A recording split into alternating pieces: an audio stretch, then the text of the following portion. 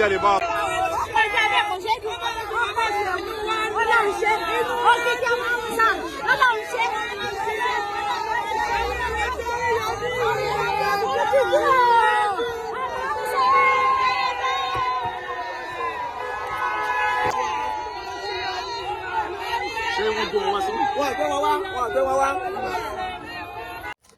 Yan ènìyàn náà ní wò nílùú Ìbàdàn tẹ́sí kún fáyọ̀ nítorí ọ̀rọ̀ Alhaji Oríyọmí Hamzat ṣùgbọ́n ìyẹn olólùfẹ́ Kúnlé Ìjẹ̀ṣà ó sì kú bẹ́ẹ̀ náà nìbọn ró.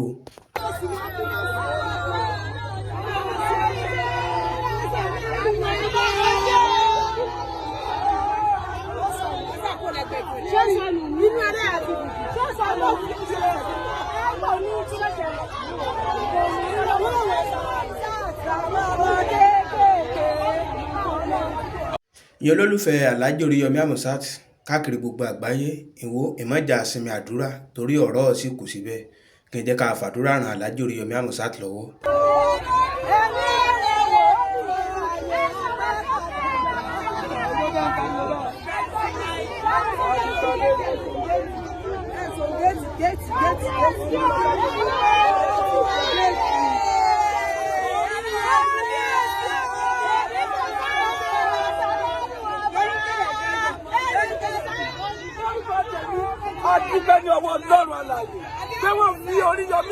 Ìwọ ìyẹn olólùfẹ́ Kúnlé Ìjẹ̀ṣà káàkiri gbogbo àgbáyé ǹjẹ́ tó gbọ́n adájọ́ sọ ọ̀rọ̀ kì í síbẹ̀ ń gbọ́ ibi tá a ti mọ̀ pé àwọn ìgbésẹ̀ tó yẹ ká tún á gbé lórí ọ̀rọ̀ Alhaji Oríyọmí Hamzat ǹjẹ́ ká gbọ́n adájọ́ sọ torí ọ̀rọ̀ kì í síbẹ̀ o ń gbọ́ a sì ní ìdádúrà lórí ọ̀rọ̀ Alhaji Oríyọmí Hamzat àti Queen Naomi àti principal. So, well, today is the day after the arraignment. Today is actually to get to know whether the legal advice was ready or not. And like you all saw it, the legal advice has been issued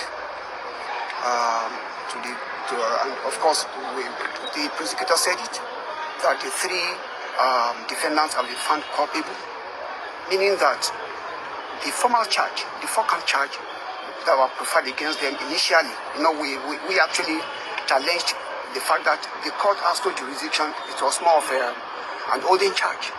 But now that the legal advice has been released, implicating the three defendants have to appear before the court, and the appeal will be taken formally. But because they were not around today, the court asked for a date, and we have taken the matter to the 27th of January. And on that day, the three defendants will appear formally, the appeals will be taken, and from there, the battleground will shift to the High Court. Because ideally, this court has no jurisdiction on a matter like this. So that was what happened today. Essentially, if the defendants have been here today, possibly the appeal could have been taken. But you also saw it, they were not here today. So it's difficult for anybody. They have to be there physically to take their plea, whether guilty or not guilty, before we move to the second phase of the battle. Is there any information to why they were not here? Well, it is left to the jailers. We actually expected they would be here. And of course, a lot is happening at the same time. At the High Court, the ruling on there's someone we filed last week. The ruling is being made at the High Court. Lawyers we have to distribute ourselves so that we can cover the grounds, because we have a duty before the court today at the magistrate court. That's why we are here. Some other lawyers are at the High Court. So I don't know what has happened at the other side, but the feelings we are getting from the other side could be positive. Okay. Your name and my name is Abdul Fatai Oyedeki. And what who are you representing? Well, we are the lawyers representing the principal, the third defendant in this matter. Okay. Thank you so much.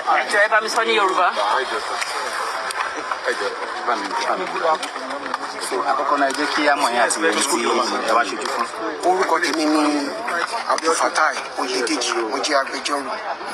Àwa ni à ń ṣojú olùjẹ́jọ́ kẹta nínú ẹjọ́ tí a wá fún ìyẹn ní Principal Islamic High School. Gẹ́gẹ́ bí gbogbo wa ṣe rí lẹ́nìí, èní ni wọ́n sún ìgbẹ́jọ́ sí lẹ́yìn tí wọ́n ti kọ́ wá sí court níjọ́sí. Ṣùgbọ́n lẹ́nìí nǹkan tí ilé ẹjọ́ ń dúró fún náà ni pé bí a legal advice ó ti máa jáde. Bí gbogbo wa náà dẹ̀ ṣe rí, wọ́n sọ pé ó ti jáde. Tó yẹ ó sì sọ pé àwọn mẹ́tẹ̀ẹ̀ta ni ẹjọ́ jẹ́. wọ́n sọ ní ilé ẹjọ́ tí gbogbo náà bọ́ bẹ́ẹ̀. Ohun tó wá túmọ̀ sí pé lẹ́yìn yẹn ni pé àwọn olùjẹ́jọ́ mẹ́tàlá wọ́n ṣe wá sílé ẹjọ́ yìí láti sọ pé a jẹ̀bi o a ò jẹ̀bi o. Ẹ̀yin a máa ń pè ní taking of pleas.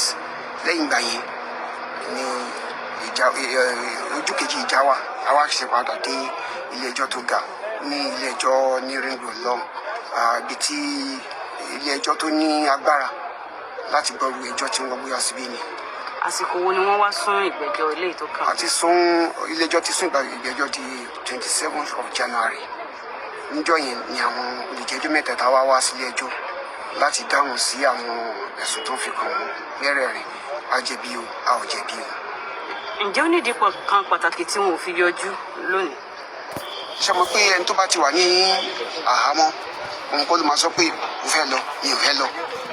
Àwọn kan máa gbé wọn wá ni, àwọn jailers ló máa gbé wọn wá síbi. Nígbà tá a sì ti rí wa àlìsọ nǹkan tó lè ṣẹlẹ̀ àbí àlìsọ pé nǹkan kan báyìí ló ṣẹlẹ̀ bó ṣe rí nìyẹn. Ṣùgbọ́n lọ́wọ́lọ́wọ́ báyìí ilé ẹjọ́ kì í dúró déèyàn. Ilé ẹjọ́ láti máa bá ṣe lọ síwájú láti rí pé iṣẹ́ ò dúró ló ṣe jẹ́ kí wọ́n pe kéèsì ní látàrí wọn. Ìyẹn olólùfẹ́ Kúnlé Ìjẹ̀ṣà káàkiri gbogbo àgbáyé ń wo bí fọ́nrán náà ṣe lọ éjù bí iye ìlọlé ni o. Ṣùgbọ́n àmọ̀ràn mi lórí ọ̀rọ̀ Alhaji Oríyọmí Hamzat àti Queen Naomi àti principal ni pé ǹjọ́ ìyẹn ọmọ orílẹ̀-èdè Nàìjíríà ìyẹn olólùfẹ́ Alhaji Oríyọmí Hamzat ẹ̀ tó jẹ́ ká gbàdúrà gbogbo ìyẹn olólùfẹ́ Alhaji Oríyọmí Hamzat ǹjẹ́ ká fàdúrà ràn Alhaji Oríyọmí Hamzat lọ́wọ́ torí yẹn tó ti sún gbẹ́jọ́ síwájú bẹ́ẹ̀. Mo yí kí mi mú wá sí etí gbọ̀yìn rè ní ìyẹn olólùfẹ́ Kúnlé Ìjẹ̀ṣà káàkiri gbogbo àgbáyé níbikíbi tí ẹ̀ ti wò mí. Mo kọ́kùnrin mo kóbìnrin mo kọ́mọdé mo kágbàlagbà lágbára Ọlọ́run Elédùmarè. Ojú tí ń fi wò mí bí iye ojú náà mi àfọ́, etí tí ń fi gbọ́ mi etí náà mi àdí oríire bí iye létí yín mi àgbọ́. Fáǹfààní yín tẹ́tí subscribe sórí ètò ó ní kíní kan bí aago bẹ́ẹ̀ tán ìléyìnbó pè ní notification bell. Ìgbọ́lé kí n click lórí notification bell kí n on notification bell yín sílẹ̀. Òun láta ń lólobó lóòrèkóòrè tí a bá tó ti mú fọ́nrán wá sórí ètò kí a bá mi kọ́mẹ́ǹtì sí abẹ́ fọ́nrán mi, kí a bá mi like rẹ̀, kí a bá mi share rẹ̀. Bí n ṣe yìí fún mi lágbára Ọlọ́run Elédùmarè ọwọ́ tẹ̀ ń fi kọ́mẹ́ǹtì tẹ̀ ń fi share tẹ̀ ń fi like ọwọ́ náà ẹ̀ á fi ṣe rere o. Mo yí kí mi mú wá sí etí gbọ̀yìn rè ni o bí bá tún ṣe lọ màá jẹ́ kí a gbọ́.